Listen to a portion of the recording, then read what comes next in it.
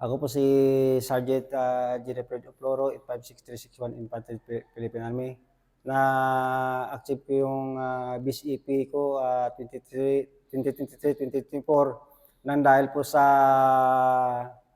ah, naging tulay po ako sa mga project ng ating mga kapatid na IPs katulad ng Tribal Hall, Solar Light, Galingan ng Kape, yung basketball court, at